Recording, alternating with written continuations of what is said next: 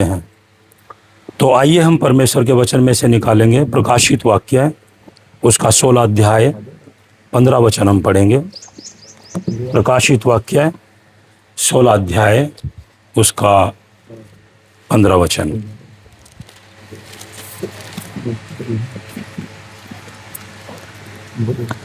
देख, मैं चोर के समान आता हूँ। धन्य है वो जो जागता रहता है और अपने वस्त्र की चौकसी करता है कि नंगा न फिरे और लोग उसका नंगापन न देखे। आइए हम प्रार्थना करें। सृष्टिकर्ता ईश्वर, परम पवित्र परमेश्वर, हम तेरे चरणों में आते हैं प्रभु। धन्यवाद देते हैं, आपने हमें वचन दिया है प्रभु। पवित्र आत्मा, आप हमारा शिक्षक हैं। मुझे और हम में से प्रत्येक बहन भाइयों को प्रभु अपना वचन खोल करके समझा दीजिए प्रभु। हमें सिखाएं, हमें आशीषित करें परमेश्वर। हमारा यहाँ इकट्ठा होना, हमारा उद्देश्य यही है कि तेरा वचन सीख करके हम आत्मा में बलवंत हो सके। हमारी मन की आंखें ज्योतिर्मय करे, हमारी बुद्धि को खोल दे, हमारी आंखों को खोल दे प्रभु। जैसे दाऊद कहता है, हे परमेश्वर मेरी आंखों को खोल दे कि मैं तेरी व्यवस्था की अद्भुत बातों को देख सकूं। प्रभु तेरे पवित्र वचनों को हमें समझाएं। आप हमारा शिक्षक हैं प्रभु, हमारी रखवाली करें। हम एक एक बहन, एक एक भाई को प्रभु आशीषित करें परमेश्वर। तेरे हाथ में सौंपते हैं प्रभु प्रत्येक को। ये यीशु मसीह के पवित्र नाम से प्रभु हम मांगते हैं, आमीन। एक और बार पढ़िए। देख, मैं चोर के समान आता हूँ। धन्य है वो जो जागता रहता है और अपने वस्त्र की चौकसी करता है कि नंगा न फिरे और लोग उसका नंगापन न देखे। हाँ,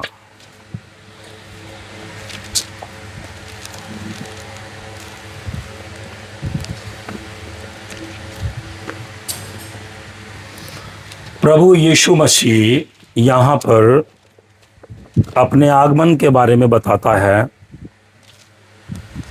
कि मैं चोर के समान आता हूं।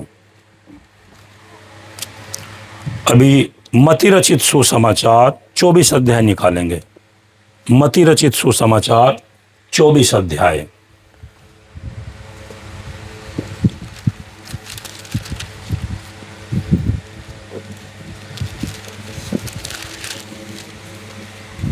वचन 3 से 7 तक हम पढ़ेंगे।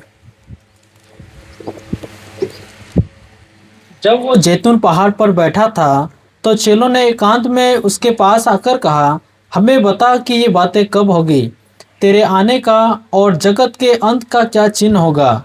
यीशु ने उनको उत्तर दिया, सावधान रहो, कोई तुम्हें न भरमाने पाए, क्योंकि बहुत से ऐसे होंगे जो मेरे नाम से आकर कहेंगे मैं मसीह हूँ और बहुतों को भरमाएंगे।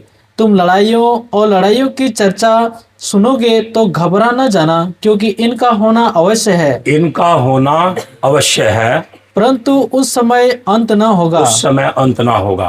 क्योंकि जाति पर जाति और राज्य पर राज्य चढ़ाई करेगा और जगह जगह अकाल पड़ेंगे और भूकंप होंगे। बस, थैंक यू। बस यहाँ प्रभु यीशु मसीह ने अपने आगमन के बारे में बताया कि मैं चोर के समान आता हूं।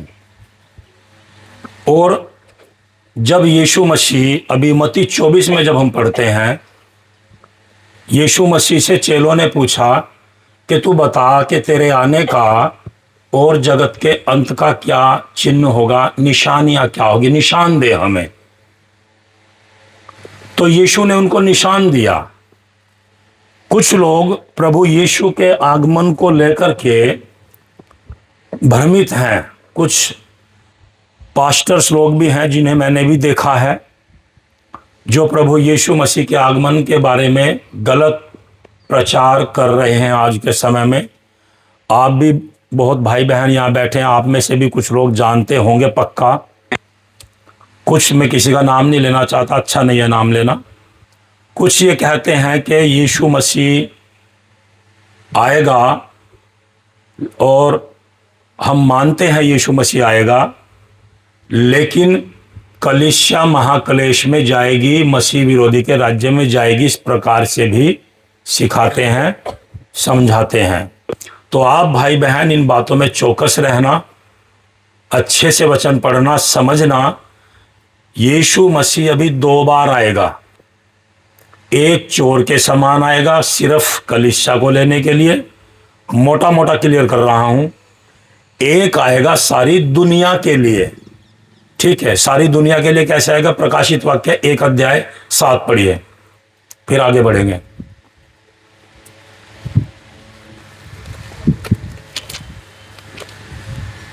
देखो वो बादलों के साथ आने वाला है और हर एक आंख उसे देखेगी, वरन जिन्होंने उसे बेधा था वे भी उसे देखेंगे।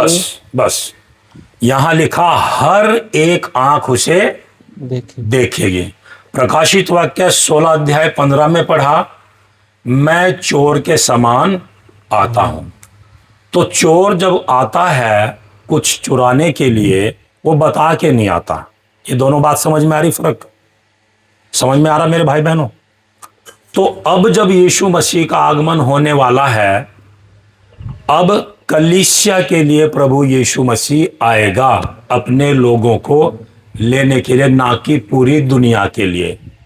अपनी दुल्हन को जो तैयार होंगे प्रभु यीशु मसीह के बेटे और बेटियां, उनको लेने के लिए प्रभु यीशु मसीह अब आ रहा है इन अंतिम दिनों में।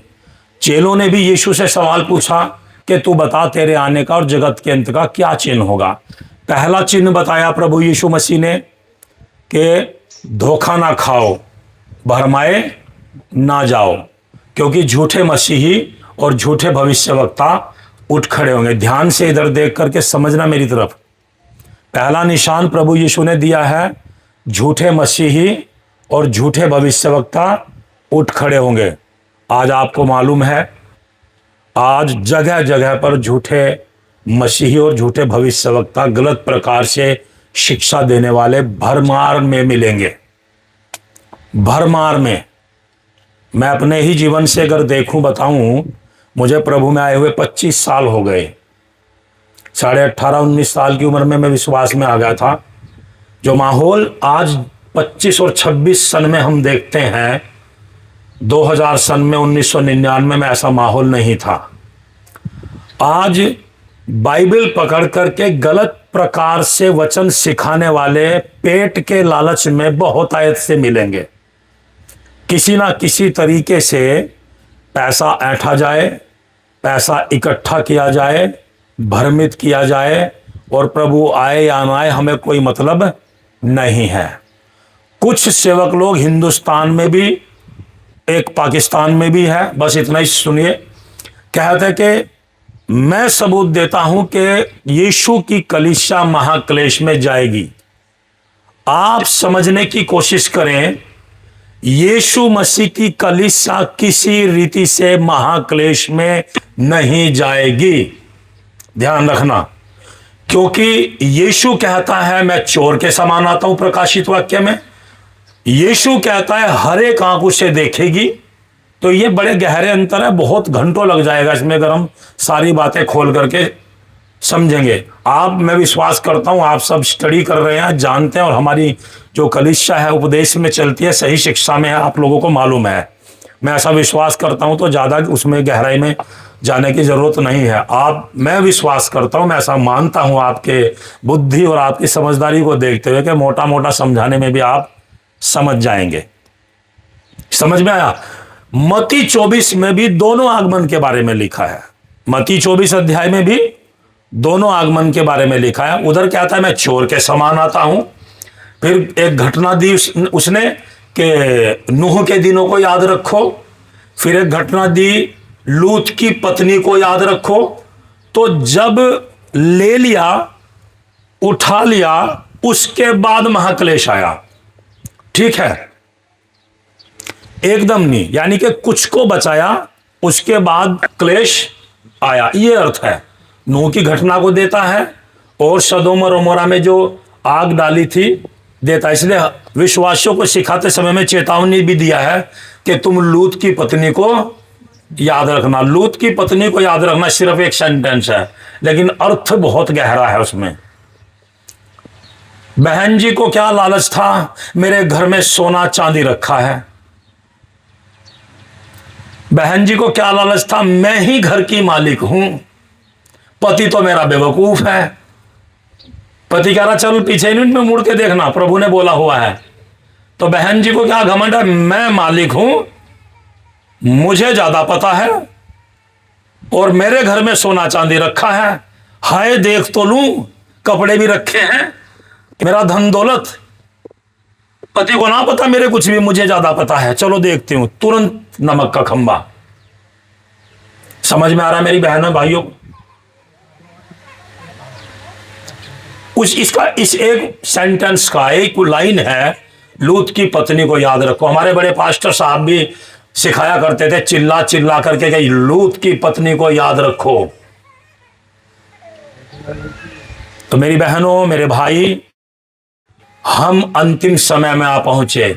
यीशु ने दूसरा निशान दिया था कि तुम लड़ाइयों और लड़ाइयों की चर्चा सुनोगे तो घबरा ना जाना। आज आप दुनिया को उठा करके देख लीजिए, दुनिया में भयंकर लड़ाई है। अब से 3 दिन पहले, सुनिए ध्यान से, इजराइल के प्रधानमंत्री नेतन्याहू ने यूट्यूब पे वीडियो पड़ी है, बोला हमारा मसीहा आ रहा है। इब्रानी भाषा में मसीहा बोलता है, पूरे इब्रानी भाषा में उसने अपना एक मैसेज दिया 1.5-2 मिनट का, और उसमें 4-5 बार बोला कि मसीहा आ रहा है और ये इस सारी लड़ाई को बंद करवाएगा करके।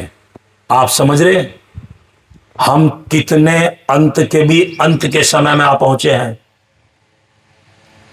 आपको ध्यान है कितने अंत के भी अंत में आ गए? अभी 3-4 दिन पहले यूट्यूब पे देख रहे हैं, बेंजामिन नेतन्याहू लिख करके डालना, आ जाएगा निकल करके मसीहा आ रहा लिखा हुआ, और उसमें 4-5 बार बोलता है। उस मसीहा को नहीं माना उन्होंने जिसने आया। मसीहा को तो वे तब मानेंगे जब 7 साल का मसीह विरोधी का राज्य धरती पे चलेगा, और जब मसीह विरोधी आकर के मूर्ति स्थापित करेगा तब अकल में आएगा, तब 10 आज्ञा याद आएगी। परमेश्वर ने कहा था मुझे छोड़ दूसरों को ईश्वर करके ना मानना, अपने लिए कोई मूर्ति खोदकर ना बनाना, तब याद आएगा वही था मसीहा जिसे हमने क्रूस पे चढ़ा दिया। फिर 12 के 12 परिवार बैठ करके पश्चाताप करेंगे और प्रभु उनको माफ करेगा, और उनमें से 1,44,000 लोग निकल करके पूरी दुनिया में राज्य का प्रचार करेंगे। किसका प्रचार करेंगे? राज्य का, सिर्फ राज्य का, एक ही शब्द का प्रचार होगा, राज्य का। वो कहेंगे ये जो राज्य कर रहा है ये मसीह विरोधी है, मसीहा आने वाला है, सबको दिखेगा। आमीन। वह प्रचार कुंवारे 1,44,000 यहूदी लोग धरती पर करेंगे। आजकल पादरी लोगों को ज्यादा आत्मा ही रहती है, चलो पर्चे बांटो, चलो जगह जगह प्रचार करो। वो सेवा करने का गलत नहीं है, सही सेवा करने वाला गर्दन कटवाएगा, सेवा जरूर करेगा, लेकिन उनको अलग ही बुद्धि आती है, इसलिए कई जगह अपनी बुद्धि के कारण पिटते हैं, बेइज्जती करवा लेते हैं और फंस जाते हैं। उनको ज्यादा ही जोश आया रहता है। हमारे पास्टर साहब गवाही देते थे, एक बार जब हम गुरदासपुर में क्लास में बैठे थे, केरला से कुछ पास्टर लोग आए और मैं भी उनके साथ जा रहा था, टाई वाई बांध रखी थी, और बैठ करके हम वहाँ जा रहे थे तो प्रचार करें, तो हमें पकड़ लिया, मुझे भी पकड़ लिया, तो ये जा करके छिप गए। 4 पास्टर लोग, हमारे पास्टर साहब सेवा नहीं कर रहे, वो नौकरी कर रहे हैं, तो छिप गए जा करके, और ऐसे देख रहे कि भाई कब छोड़ेंगे। वो मार रहे, पास्टर साहब को मारा उन्होंने। तो जोश में सेवा करना और परमेश्वर की मर्जी में सेवा करना जमीन आसमान का अंतर है। राज्य का प्रचार उस समय में होगा एक ही कि भाई ये राज्य नहीं है, मसीह का राज्य 1000 साल का इस धरती पे होने वाला है। समझ में आ गया? कोई सवाल अगर किसी का होगा पर्सनली मेरे से मिलकर पूछ सकते हैं इस विषय में, इसमें भी डाल सकते हैं, मेरे से भी पूछ सकते हैं, मैं पहले ही बोल रहा हूं।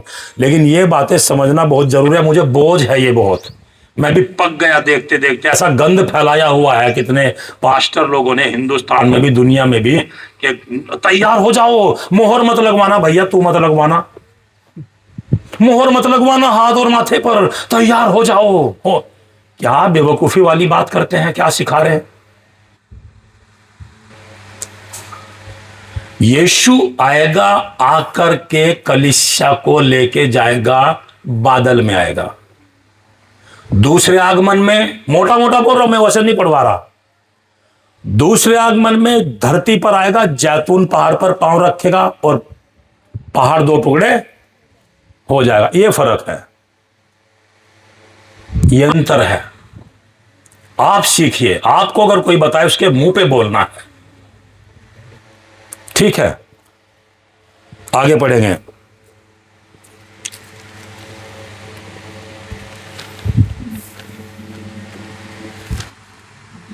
भाभी पहला थिस्सलुनीकियों 4 अध्याय 16 और 17 वचन।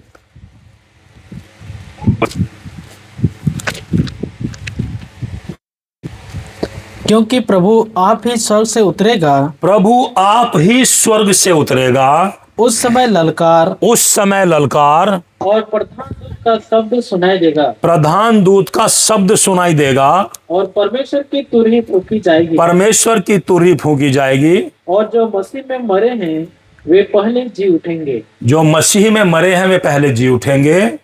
तब हम जो जीवित और बचे रहेंगे, हम जो जीवित और बचे रहेंगे उनके साथ बादलों पर उठा लिए जाएंगे, उनके साथ बादलों पर उठा लिए जाएंगे, बादलों पर उठा लिए जाएंगे, कि हवा में प्रभु से मिले, और इस रीति से हम सदा प्रभु के साथ रहेंगे। हवा में प्रभु से मिले,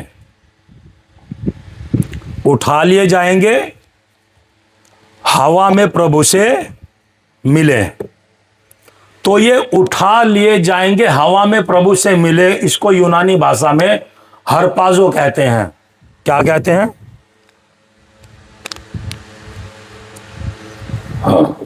यूनानी भाषा में कहते हैं।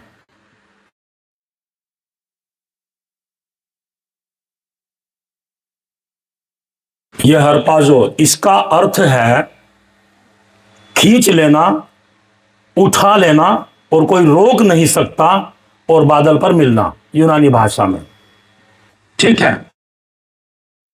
बहुत लोग बोलते हैं रैप्चर बाइबल में नहीं है।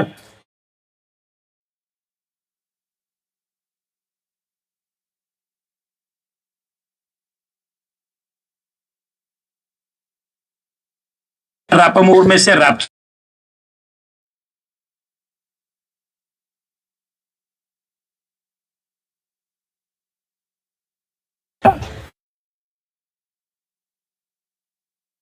यानी कि खींच लेगा, कोई रोक नहीं सकता, और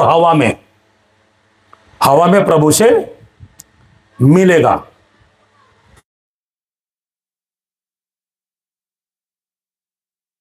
एक और बात पढ़ना। क्योंकि प्रभु आप ही स्वर्ग से उतरेगा, और प्रधान दूत का शब्द सुनाई देगा, और परमेश्वर की तुरही फूंकी जाएगी, और जो मसीह में मरे हैं वे पहले जी उठेंगे। मसीह में जो मरे हैं वे जी उठेंगे, बाकी नहीं। तो मसीहों के लिए आ रहा है, ठीक है। जो मसीह में मरे हैं, पौलुस पतरस वगैरह, वे जी उठेंगे, बादल में खड़े हो जाएंगे। आगे बढ़िए। तब हम जो जीवित और बचे रहेंगे। लिखते समय में आंख खोल के लिख रहा था, तुक्का नहीं मार रहा था, आशा के समान लिख रहा था। बोला भी आएगा अब से 2000 साल, बोलो ना, अब से 2000 साल पहले। लिखते समय में पौलुस कहता है अभी आएगा। तो इसलिए उम्मीद रख के, पूरी आशा में होके, पूरे परमेश्वर के प्रेम में होके बोलता है, हम जो जीवित और बचे बादलों पर उठा लिए जाएंगे, और जो मर गए हवा में मिलेंगे, और सेकंड में लेकर के चला जाएगा। इसको कहते हैं हरपाजो।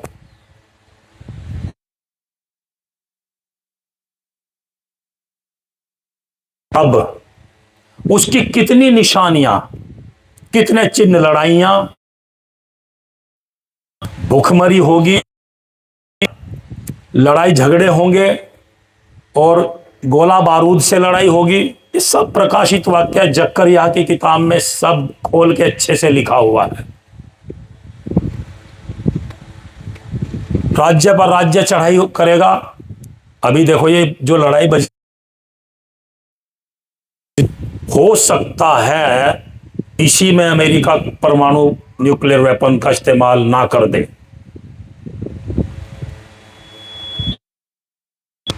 ज्यादा माहौल दुनिया का खराब है, लेकिन मसीही लोग बेचारे सुस्ती में सो रहे हैं।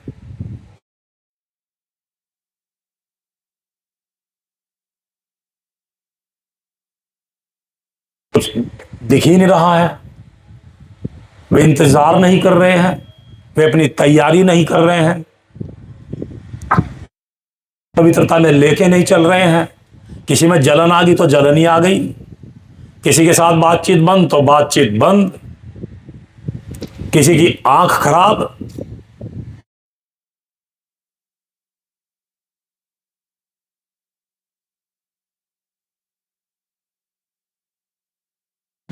अंतिम दिनों में आत्मिक भविष्यवाणी दिया, अंतिम दिनों में मनुष्यों की हालत क्या हो जाएगी, यह भी लिखा है वचन में। चलो वो भी पढ़वाता हूं। निकाले तीमुथियुस, कोई सा भी तीमुथियुस निकाल लो, मैं बताऊंगा कब है। अभी मैंने तैयार नहीं कर रखा, लेकिन मैं पढ़वाऊंगा। कौन तीमुथियुस की पत्री, मैं बताता हूं कौन सी। हाँ, दूसरा तीमुथियुस 3 अध्याय। आत्मिक भविष्यवाणी अंतिम दिनों में कैसा क्या हो जाएगा, एक से पढ़िए भाई। पर यह स्मरण रख कि अंतिम दिनों में कठिन समय आएंगे।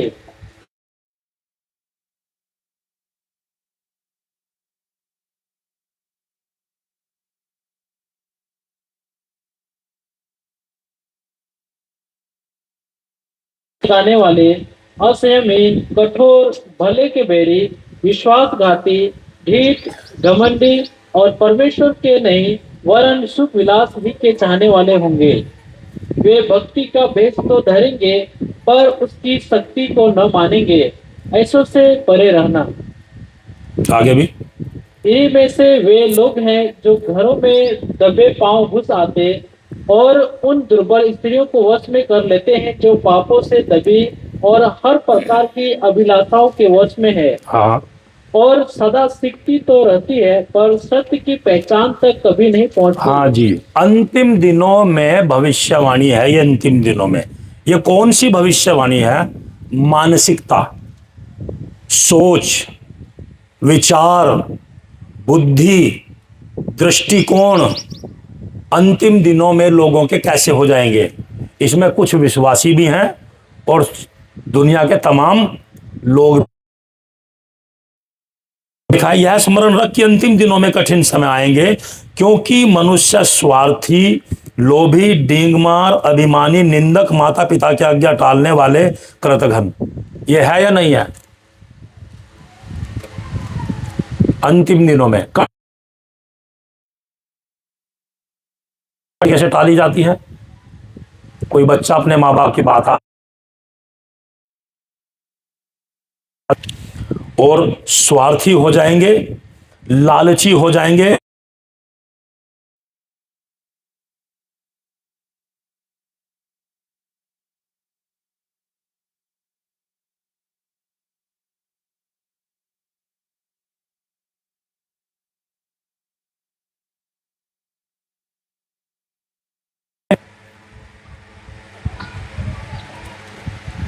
इसका असर हमारे ऊपर, हमारी शारीरिकता।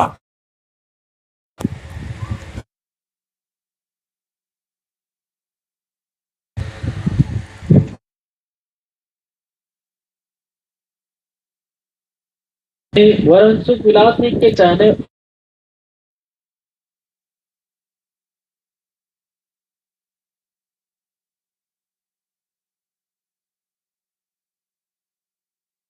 में नहीं है।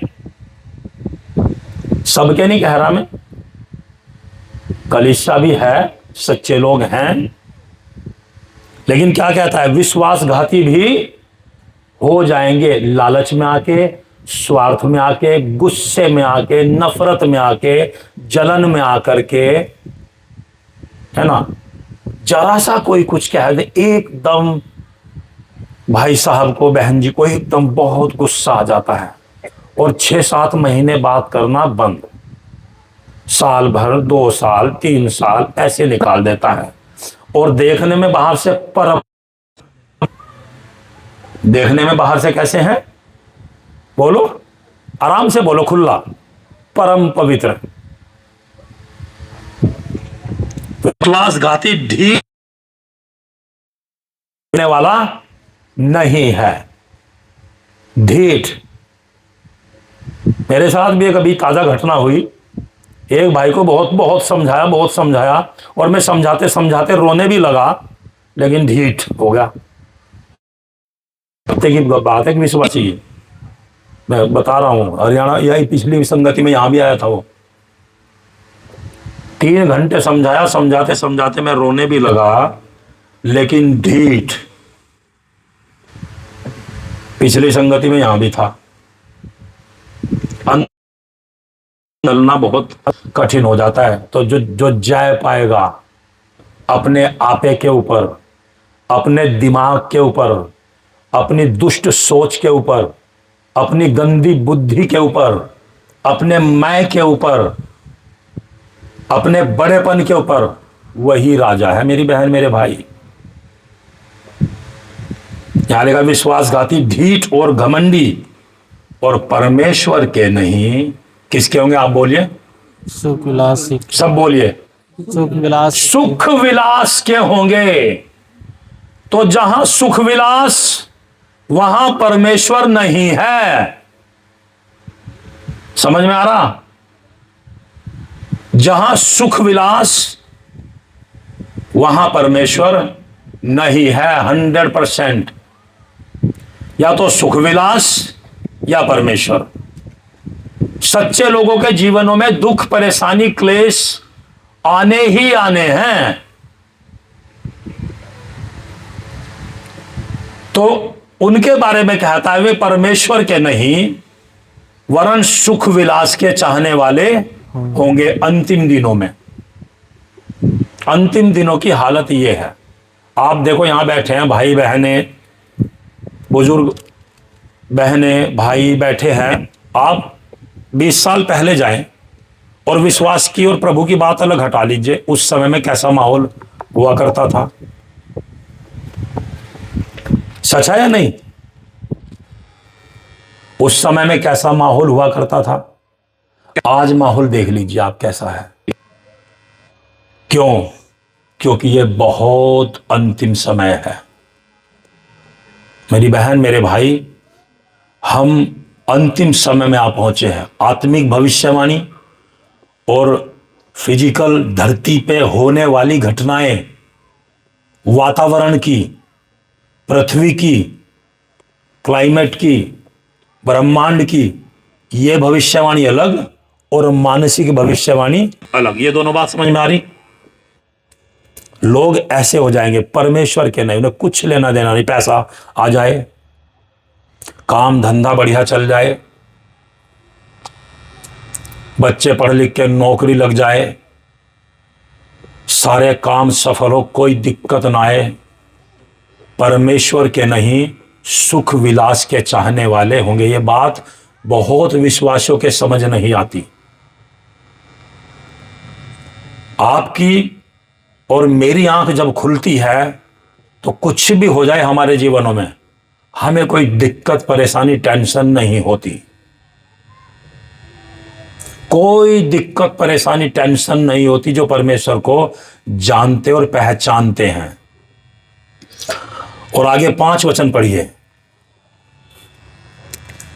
वे भक्ति का भेष तो धरेंगे पर उसकी शक्ति को न मानेंगे। अंतिम दिनों में क्या विचारधाराएं दिमाग और बुद्धि हो जाएंगी?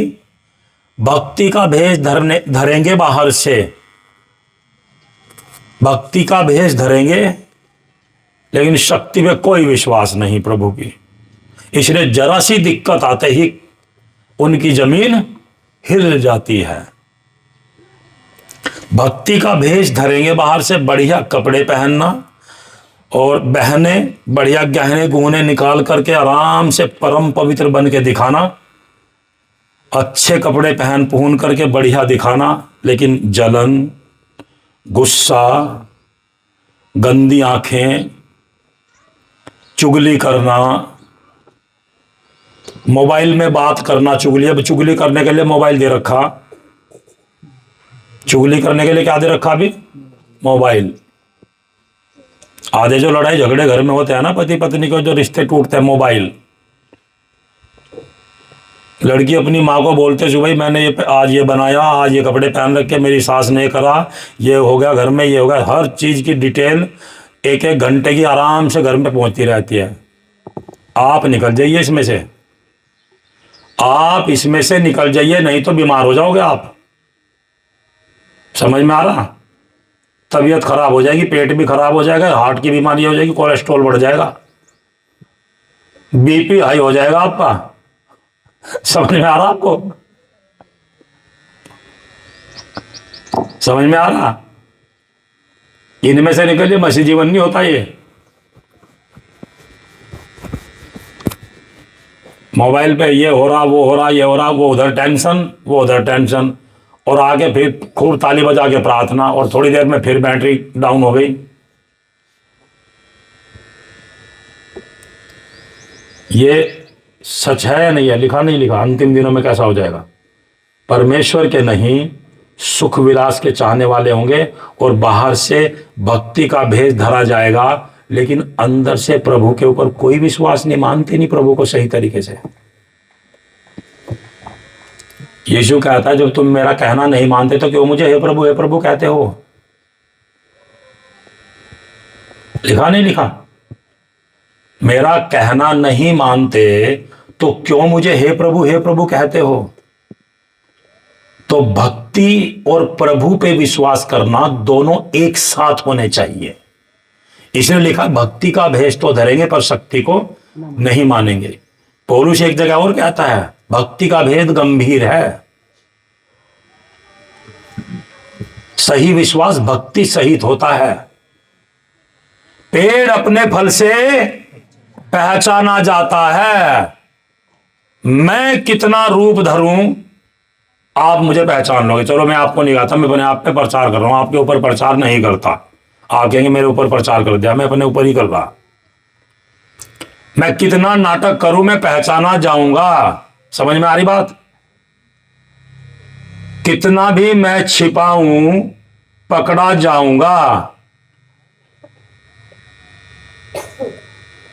परमेश्वर पकड़वाएगा अपने दासों के द्वारा भी, और कहीं ना कहीं पकड़वाएगा। कुछ नहीं छिप सकता।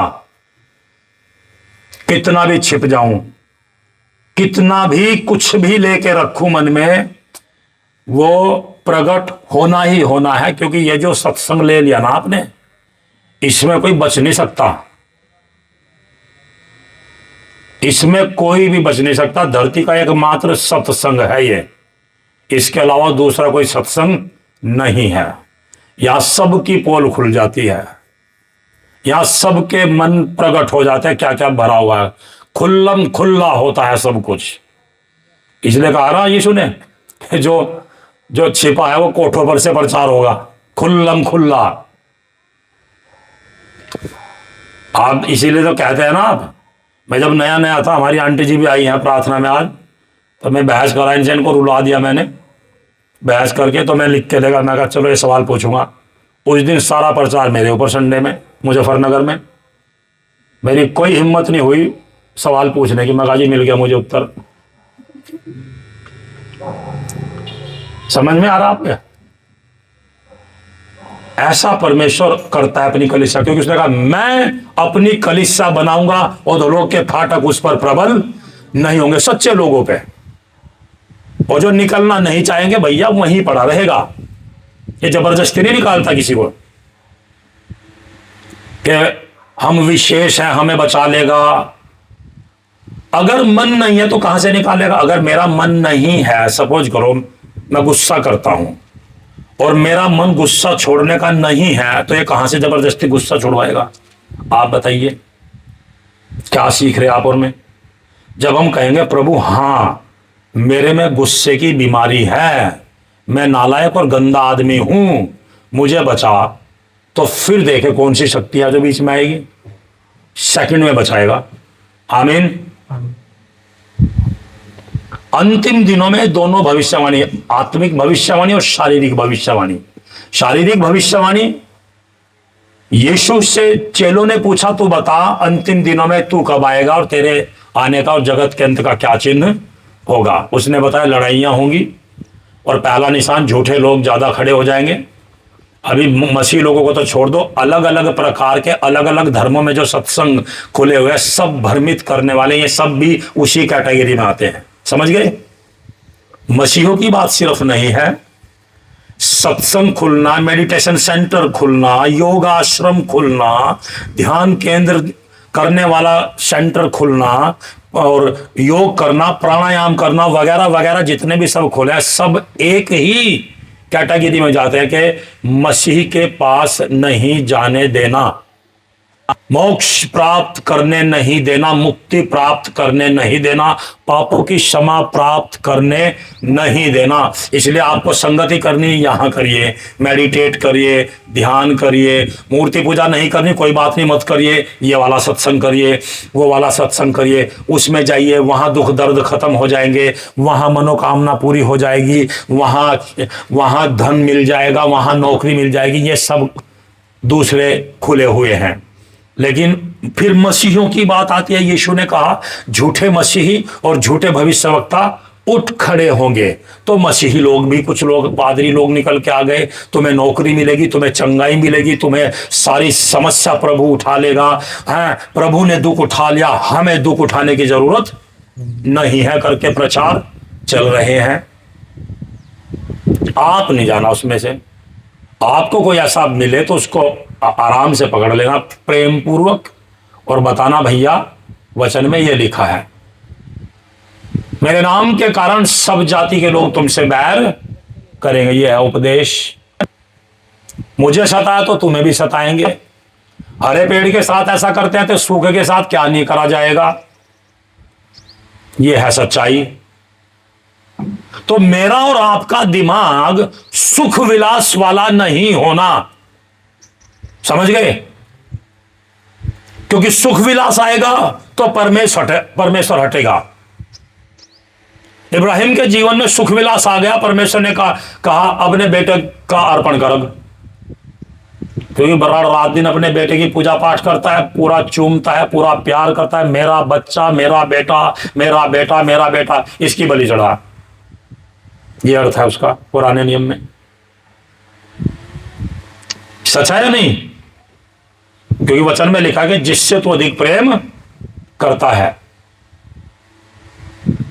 तो मेरे भाई बहनों, अंतिम दिनों में लोग परमेश्वर के नहीं सुख विलास के होंगे। लोग धन दौलत, बड़ाई, घमंड, ढीठ, बड़ापन, ये चल रहा है, ये भर भर के है दिमाग में। इसका असर विश्वासियों के ऊपर भी शक्तियां डालने की कोशिश करती हैं। अगर कोई पहचान सकता है, पहचान लेगा, तो इसमें से बच सकता है, नहीं तो इन्हीं में फंसा रहेगा बेचारा, और रूप धर लेगा बाहर भक्ति का। दूसरों के सामने संत बनने की कोशिश करके दिखाएगा कि मैं संत हूं और मैं बिल्कुल सही हूं। ये समझ में आ गई बात? वहां कहता है भक्ति का भेष तो धरेंगे पर उसकी शक्ति को नहीं मानेंगे। आगे पढ़िए 6 वचन। इन्हीं में से वे हैं जो घरों में दबे पांव घुसे आते हैं। घरों में दबे पांव घुस जाते हैं। कुछ ऐसे हुआ करते थे उस जमाने में। पतरस कहता है घरों में आ जाते हैं दबे पांव। आगे, और उन दुर्बल स्त्रियों को वश में कर लेते हैं। दुर्बल स्त्रियों को वश में कर लेते हैं। पतरस ये तीमुथियुस को कह रहा है, पौलुस, जो पापों से दबी और हर प्रकार की अभिलाषाओं के वश में है। हाँ, बहन भाई कह के आओ, बहन भाई आओ, बहन भाई चलो, मेरी बहन भाई चलो प्रार्थना करेंगे। दबे पांव घुस जाते हैं चोरी से, आराम से, फिर वह विचार होता है भाई बहन कह के। दबे पांव चुपचाप आते हैं, कोई शक नहीं करेगा विश्वासी है, भाई बहन है, भाई विश्वासी है। इसलिए प्रभु का भी बहुत फायदा उठाया जाता है आराम से। कोई बात नहीं, विश्वासी भाई बहन है। यही लिखा है, गलत बोल रहा हूं मैं? इन्हीं में से कुछ पुरुष ऐसे हैं दबे पांव चोरी से घर में घुस जाते हैं प्रभु का नाम लेके। दुर्बल कमजोर स्त्रियां भी होती हैं, पहले ही पापों में दबी हुई है, उन्हें भी कुछ पता सता नहीं है, और उन्हें आके भरमा लिया, भरमाई गई और फिर वह विचार उन्हें वश में कर लेते हैं। और फिर उनके बारे में कहता है सदा सीखती रहते हैं, पर वे भी ऐसी हैं सत्य की पहचान तक कभी नहीं पहुंचती। खूब संगति, खूब भक्ति, खूब आराधना, खूब प्रार्थना, लेकिन सत्य क्या चीज है कुछ स्त्रियों को नहीं मालूम। कुछ पवित्र स्त्रियां भी हैं, आज भी हैं, पवित्र बहनें भी हैं, लेकिन कुछ ऐसी हैं जिन्हें कुछ पता ही नहीं है। 10 साल हो गए संगति करते हुए, 15 साल हो गए, 6 साल हो गए, 7 साल हो गए, 4 साल हो गए, लेकिन पता ही नहीं है कुछ भी। प्रभु के बारे में कुछ भी नहीं पता, परमेश्वर को जानती ही नहीं। उनको पौलुस ने समझाया तीमुथियुस को कि वे सीखती रहती हैं, कलीसिया में है, पर सत्य की पहचान तक कभी नहीं पहुंचती। अंतिम दिनों में इस प्रकार का माहौल बनेगा करके भविष्यवाणी हुई थी, आत्मिक भविष्यवाणी। शारीरिक भविष्यवाणी, धरती पे लड़ाई होगी, महंगाई बढ़ेगी और इंटरनेट आ जाएगा, जहाज बन जाएंगे और लड़ाइयाँ होंगी, तोप से, बारूद से, ये सब होंगी। इस प्रकार की भी भविष्यवाणी होंगी। किस टाइम खत्म करना बात? 11, ठीक, 11:30, ठीक है।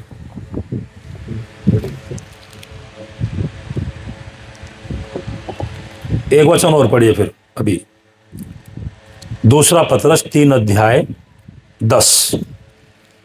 दूसरा पतरस 3:10 वचन। 3:10 वचन। परंतु प्रभु का दिन चोर के समान आ जाएगा। प्रभु का दिन चोर के समान आ जाएगा, यह गुप्त आगमन कलीसिया के लिए। हाँ, उस दिन आकाश बड़ी हड़हड़ाहट के शब्द से जाता रहेगा, आकाश बड़ी हड़हड़ाहट के शब्द के साथ जाता रहेगा, और तत्व बहुत ही तप्त होकर पिघल जाएंगे। तत्व बहुत ही तप्त होकर पिघल जाएंगे। तत्व हिंदी में तत्व, और पृथ्वी और उस पर के बस। काम जल जाएंगे। तत्व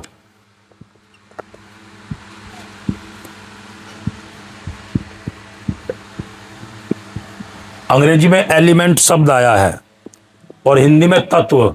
एलिमेंट एक धातु है, लोहा, और उसमें केमिकल, और वो तप्त होगा, गर्म होगा, पिघलेगा, फूट जाएगा और भयंकर नाश मचा देगा। एलिमेंट, ठीक है जी, एलिमेंट्स। और यूनानी भाषा में इसको कहते हैं अस्टोइकिया। एलिमेंट में अस्टोइकिया में से एलिमेंट शब्द आया है, ठीक है, ये भी मैं लिखता हूं।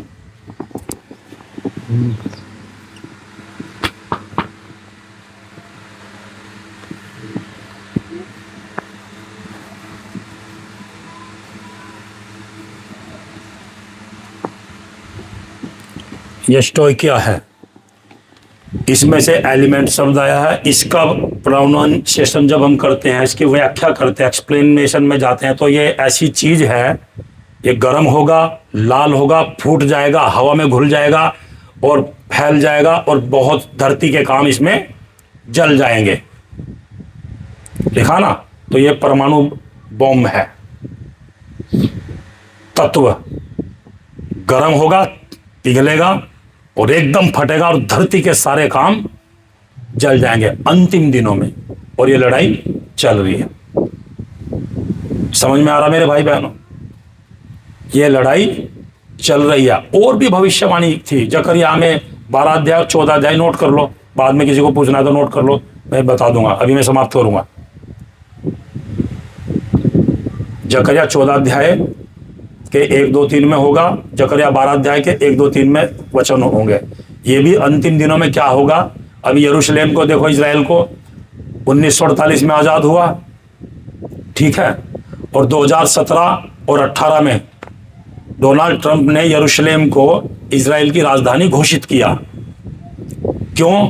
ये क्यों है? क्योंकि अंतिम दिनों में लिखा है कि मैं यरूशलेम को सारी जातियों के बीच में लड़खड़ा देने वाले के मध्य का कटोरा ठहरा दूंगा।